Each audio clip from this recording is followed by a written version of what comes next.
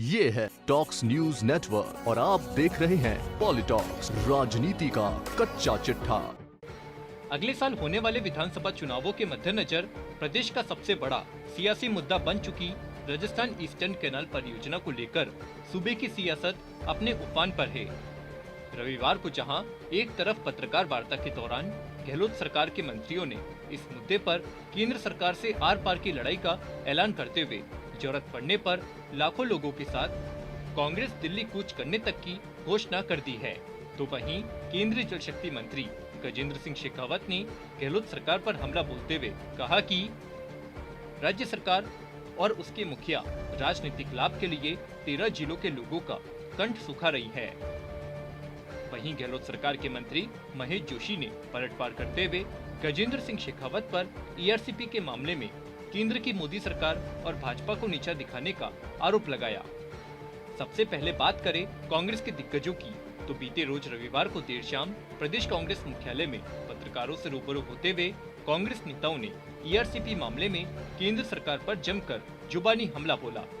खाद्य मंत्री प्रताप सिंह खाचरियावास ने कहा कि केंद्रीय मंत्री गजेंद्र सिंह शेखावत इस परियोजना में रोड़ा इसलिए बन रहे हैं क्योंकि मुख्यमंत्री अशोक गहलोत जनता को उसका हक दिलाने के लिए इस योजना के साथ खड़े हैं। कांचे व्यास के अनुसार शेखावत को ऐसा लगता है कि गहलोत जैसे बड़े कद के नेता के सामने बोलेंगे तो उनका भी बीजेपी में कद बढ़ेगा। खाचरियावास ने कहा कि प्रदेश में भाजपा के सभी सांसद इस मामले में केंद्र सरकार के सामने बोलने का साहस नहीं दिखा पा रहे। राजस्थान के भाजपा सांसदों को इस मामले में अपना पक्ष जनता के सामने रखना चाहिए। वहीं पत्रकार वार्ता को संबोधित करते हुए गहलोत सरकार में जलदाय मंत्री डॉक्टर महेश जोशी ने इस परियोजना को लेकर केंद्र सरकार पर दगलक राजनीति करने का आरोप लगाया। जोशी ने कहा, साल 2017 में राजस्थान सरकार ने इसकी डीपीआर बनाकर केंद्र को भेजी, तब भाजपा की सरकार थी और साल 2018 में प्रधानमंत्री मोदी ने राजस्थान में सार्वजनिक रूप से अपने कार्यक्रमों में इस प्रोजेक्ट को लेकर खूबियां गिनाई। जोशी ने कहा कि क्या तब प्रधानमंत्री को प्रोजेक्ट की डीपीआर में खामियां दिखाई नहीं दी? जोशी के अनुसार डीपीआर में कोई खामी है ही नहीं और जो आपत्ति केंद्र लगा रही है वो भी निराधार है।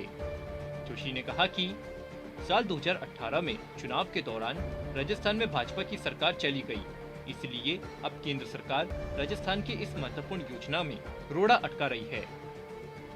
गजेंद्र सिंह शेखावत पर पलटवार करते हुए महेश जोशी ने कहा कि यदि केंद्रीय मंत्री गजेंद्र सिंह शेखावत सच्चे हैं तो प्रधानमंत्री नरेंद्र मोदी से यह कहलवा दे कि उन्होंने अजमेर और जोधपुर में अपने कार्यक्रम के दौरान इस प्रोजेक्ट की खूबियां नहीं गिनाई थी।